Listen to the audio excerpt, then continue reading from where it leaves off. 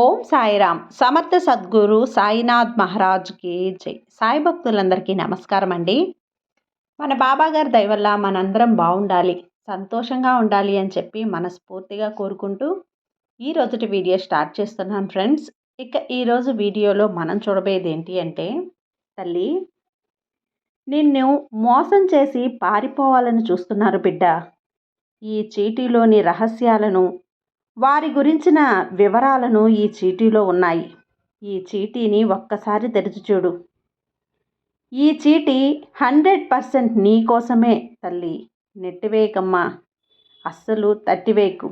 ఈ చీటీలో నిన్ను మోసం చేసిన వారి రూపం, పేరు, వివరాలు అన్నీ ఉన్నాయమ్మా అని చెప్పి బాబాగారు అయితే మనకు ఒక మంచి సందేశాన్ని తీసుకొచ్చేసారండి.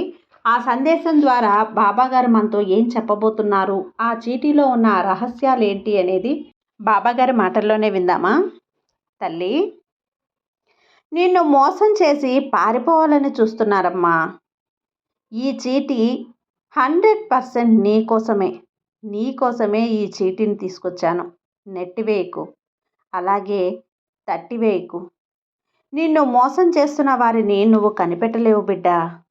అలా కాదు బాబా అని చెప్పి ఈ చీటీని నువ్వు చూడలేదు, ఈ సందేశం నువ్వు వినలేదు అంటే నిన్ను మోసం చేస్తున్న వారిని నువ్వు ఎప్పటికీ కనిపెట్టలేవు. నువ్వు పూర్తిగా మునిగిపోయాక బాధపడాల్సి వస్తుందమ్మా. నిర్లక్ష్యం చేయకు, అలాగే నీ బాబా మాటల్ని తట్టివేయకు. ఈ చీటీని నువ్వు తీసి చూడలేదు అంటే తర్వాత నువ్వు పూర్తిగా బాధపడాల్సి ఉంటుంది. ఎలా అంటే, నా బాబా నాకు చెప్పారు, బాబా నాకు మంచి సంకేతాలని పంపించారు, నన్ను మోసం చేసిన వారిని గుర్తించడానికి చీటీలో రాసి పంపినా కూడా నేను చూడలేకపోయాను, నేను తెలుసుకోలేకపోయాను, నేను గమనించలేకపోయాను, నేను చాలా మోసపోయాను, బాబా మాట వినలేకపోయాను, నిర్లక్ష్యం చేశాను అని నువ్వు చాలా చాలా బాధపడాల్సి ఉంటుంది. అదే నువ్వు ఇప్పుడు ఇక్కడ ఈ చీటీని తీసిన క్షణంలో నీకు మారబోయేది క్షణాలు, నిమిషాలు, గంటలు, రోజులు, వారాలు కాదు, సంవత్సరాలు కూడా కాదు. నీ జీవితంలో కొన్ని ఘటనలు, కొన్ని సంఘటనలు, కొన్ని మలుపులు, కొన్ని మెలికలు మారుతాయి. నీ జీవిత ప్రయాణం ఎటు పోతుందో అనేది నీకే తెలుస్తుంది. నీ జీవితంలో నిన్ను ఎవరెవరు మోసం చేయాలని చూస్తున్నారు, ఎవరు నిన్ను అడుగుకి తొక్కేయాలని చూస్తున్నారు, నీ జీవితంలో నీ ఎదుగుదలను ఓర్వలేక ఎదుటివారు ఎన్నెన్ని కుట్రలు పన్నుతున్నారో నీకే తెలుస్తుందమ్మా.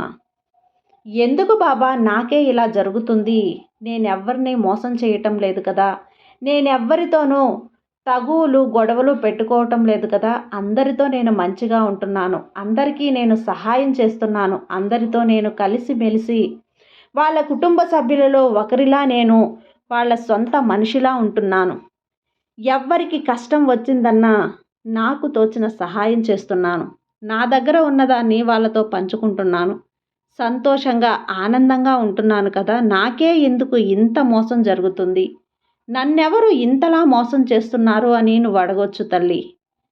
కానీ ఎందుకు నిన్ను మోసం చేస్తున్నారు అంటే ఒక్కసారి చెప్తాను వినమ్మా. ఒక్క మాట చెప్తాను, గుర్తుంచుకో బిడ్డ. ఎవ్వరూ కూడా ఎవ్వరిని గుడ్డిగా నమ్మేయద్దు. అలా నువ్వు నమ్మడం వల్లే, అలా నువ్వు మంచిగా ఉండటం వల్లే, నా వాళ్ళు అనుకొని నువ్వు చాలా చనువుగా ఉండటం వల్లే ఇదంతా జరుగుతుంది తల్లి. నిన్ను మోసం చేయాలని వాళ్ళకు అనిపించింది, నువ్వు మోసపోయేలా ఉన్నావు కాబట్టే నిన్ను మోసం చేయాలి అనుకుంటున్నారు.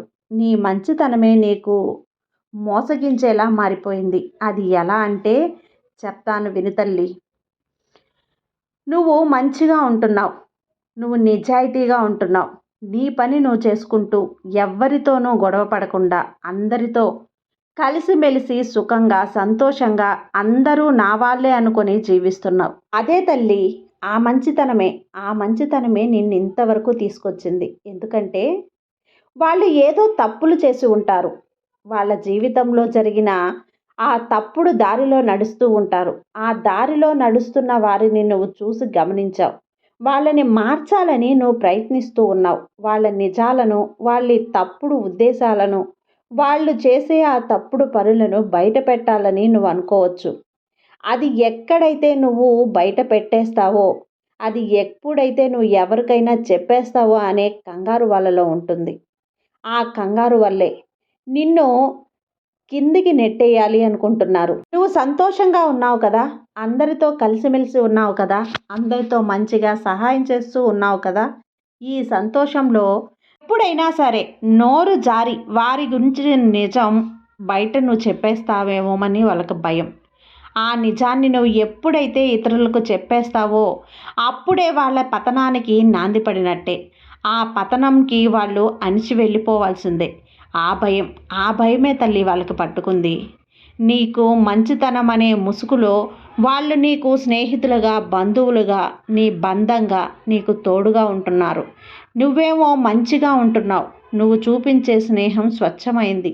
ఆ స్నేహం అనే ముసుగులోనే నీ తోటే ఉండి, నీ వెంటే ఉండి, నిన్ను గమనిస్తూ, నువ్వు చేసే పనులను, నువ్వు చేస్తున్న మంచి పనులను వాళ్ళు ఓర్వలేకపోతున్నారు.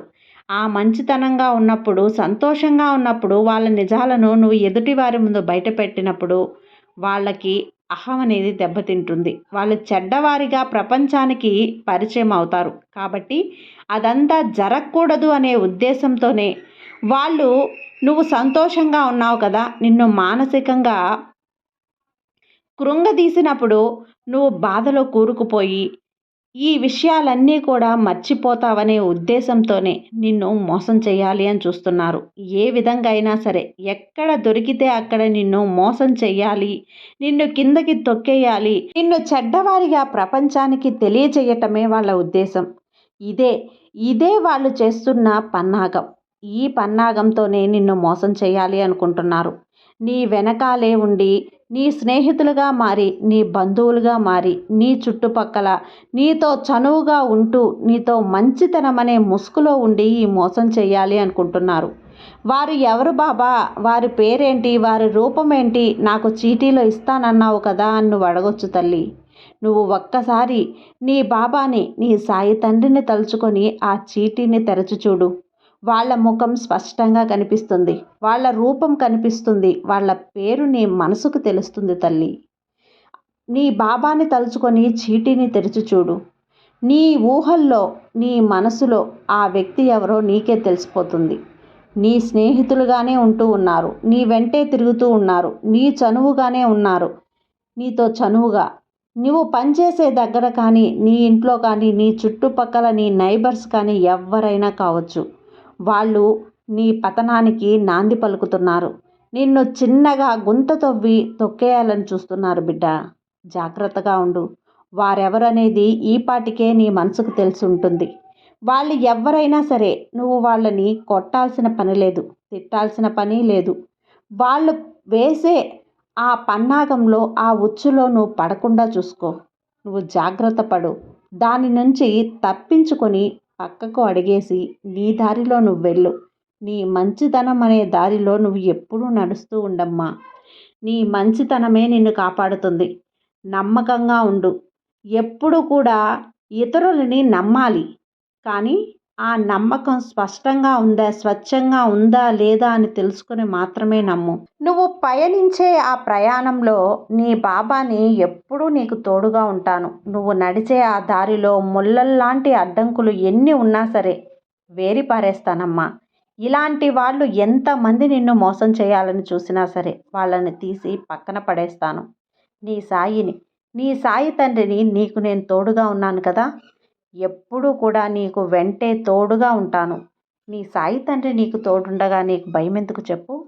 కాబట్టి ఇలాంటి వారిని దూరం పెట్టు తల్లి. ఇక నీ జీవితం తిరుగులేని ప్రయాణం నీకు ఎప్పుడూ పూల బాటగా మారుతుంది. నీ దారిలో నేను ఎప్పుడూ ఉండి నిన్ను నడిపిస్తూ ఉంటానమ్మా. కాబట్టి నీ సాయి మీద నమ్మకంతో ఉండు. అంతా మంచే జరుగుతుంది. నీ సాయి నీకు తోడు ఉండగా నీకు భయం ఎందుకు చెప్పు? సర్వే జన సుఖినో భవంతు. జై సాయిరామ్.